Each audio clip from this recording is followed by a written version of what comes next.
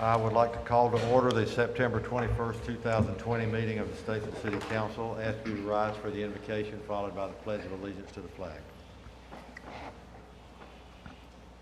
Heavenly Father, we ask that you give our leaders wisdom and understanding to solve the issues at hand. Amen. I pledge Allegiance to the flag of the United States of America and to the republic for which it stands, one nation, under God, indivisible, with liberty and justice for all. Thank you. You may be seated.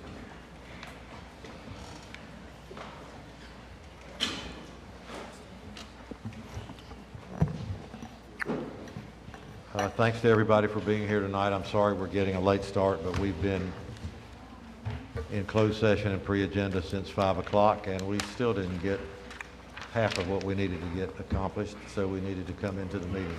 So again, my apologies. We'll try to be efficient as we can and get you out of here as reasonably as we can.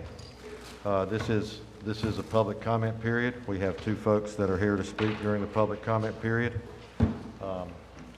Your comment should be limited to 3 minutes, and we'll ask Kurt Nelson, he's the first speaker, to come forward, please.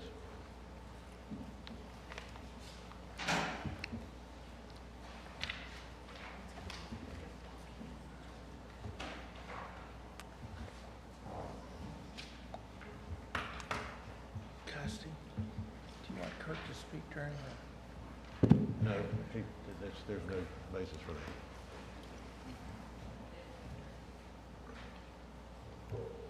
Can I take my mask off? Yes, sir. Thank you. My name is Kurt Nelson. I live in the Larkin development in Statesville. And tonight you're going to see a presentation on why the bridge was given a waiver.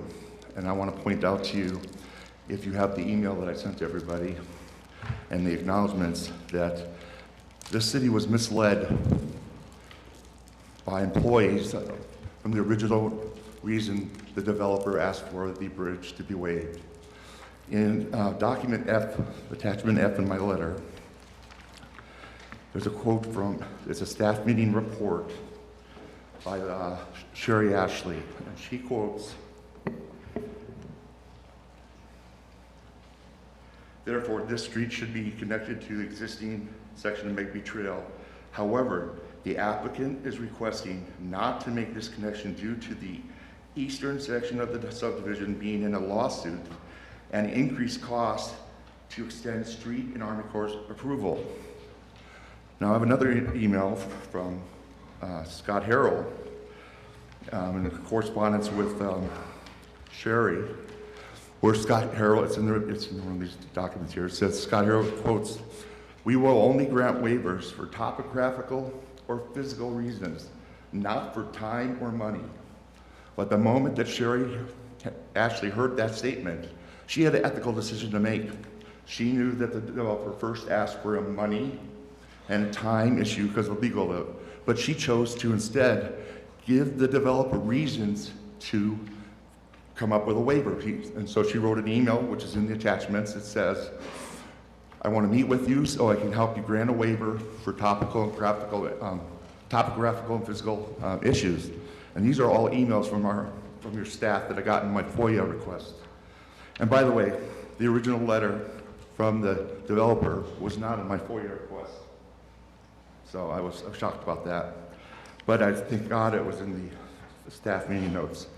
So they tell a land group on the morning of the 21st of March, here's what you got to do at 10 o'clock in the morning. You got to have these guys say this. By the end of the day, two engineering firms had letters stating that there were topographical issues and physical issues. Now these firms are based in Charlotte. Now when I drive down to Charlotte and park and get out of my car and then come up to Statesville and try to find these streets around here, there's no way you can do that in 4 hours and still get a report to the city officials here and have all of the proper information. Where was the soils test done? When, how did they measure everything? It was physically impossible for those engineer firms to do the report. They wrote the report off the internet. So my Thank you. point being is the information provided to the city was even wrong. And so it was perpetrated up to the planning commission. They reported about a hill that was going to be torn down, whether it was a cul-de-sac or it was a bridge. And by tearing down, by doing a cul-de-sac, that cul-de-sac is now the lowest land in the area. And there's a quote. Thank you, Mr. Nelson. One last statement. We received your information, and I think. Okay, just one last quote. Sorry, sir. I'd like to point out the fact that there's a conversation between the city attorney, the deceased city attorney, and Scott Harrell said, "Are you sure that we're not going to have any claims or future claims or damages because we're proving a subdivision with prone flood areas?" And I just want to make sure that that's how I read it. And the city attorney says, "You have my opinion." So I count on the government to catch those things, to not approve developments in flood areas. And that was the moment that bridges should have been handled as high hazard. Thank you, Mr. Nelson, and I think that was included in the information that you provided. I And just want to make sure it was reemphasized. we appreciate that, and we appreciate your energy. Thomas Hamill. You're going to start the thing again? Not that it seems to matter, but. My name is Thomas Hamill. I live at 834 Kentwood Drive in Statesville, right outside the city limits. I'm here, I want to start by saying we live in a constitutional republic, not a democracy. We're not ruled by the mob. We got individual freedoms and individual rights, and we have the right to safety and the right to live peacefully. And right now in Statesville, we're not able to do that. There's I don't know what you want to call them, a mob or whatever they are down here protesting in Statesville. They're badgering people as they go by, throwing drinks. A lady just talked to me before I came in here, and I got a drink thrown at her car by these people. You, sir, went down there and signed their sign. You're part of it now. And I want you to understand that. These people are Marxists, and they're ruining this community. They're ruining the whole country right now. And it's sickening. It's just disgraceful that I'm standing here having to talk to you about this, because you ought to have enough sense to know better. But apparently you don't. You ought to step down, because you're part of a really bad situation, and you should be ashamed. And I think this council should take note to what's going on around here and do something about it. You're failing at your oath, at your job, to keep a peaceful community and to do right by the people who live in this town. Nobody here has the right to ride down the street and be berated by a bunch of goofballs standing on the corner, wanting to remove history. History. That statue down there is history. You don't remove history. You learn it, you understand it, and you don't repeat it again. You start taking things away and you're going to repeat that same thing. Everybody knows this. This is common sense. Those who don't know history are what? Doomed to repeat it.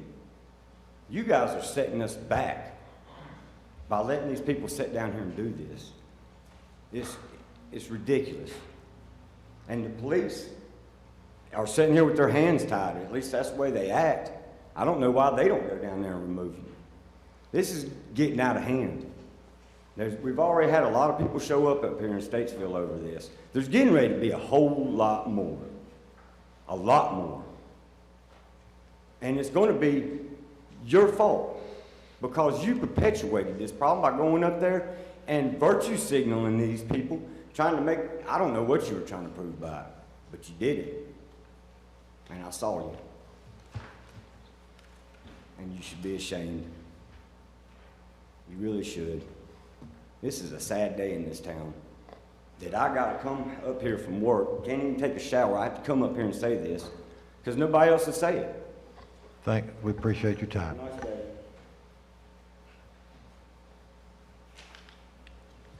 I would like to go back. I wanted to get the public comment, folks, since we were behind. But the only change we made from the agenda tonight was we moved item 16 from the regular agenda to the consent agenda.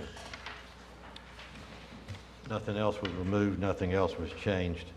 With that one change, Casti, did we get clarification on the Oh, yeah. Radio Road? Yes, thank you. It would be all 25 miles per hour. That's subject to DOT and county given the overall approval, but that whole stretch would be 25 miles an hour. It just jumps from jurisdiction to jurisdiction. Thank you. thank you for reminding us of that. All right, with that one change and that one clarification, is there a motion that we adopt the agenda as revised? So moved. Second. Motion and second. All in favor, please say aye. Aye. All right, the motion is accepted. Let's go through the consent agenda. These are items that are considered to be routine by the City Council and would be enacted with one motion. Item A is to consider approving the August 3rd, 2020 pre-agenda and regular council meeting minutes and the August 17th pre-agenda and regular council meeting minutes. B is to consider approving an ordinance to establish a stop intersection on the 1400 block of Alexander Street at its intersection with Medlin Street. Item C is to consider approving an ordinance to establish 25-mile speed zones on portions of Radio Road at the request of NCDOT. That is the road that is on the north side of Gaither Road. So it's not the part of Radio Road that's on the near where the radio station is, but it's across Gaither Road, that property leading to Indian Ridge area. Item D is to consider acceptance of a North Carolina Department of Commerce pass-through grant on behalf of Badger Sportswear and to pass Budget Amendment 2021-6.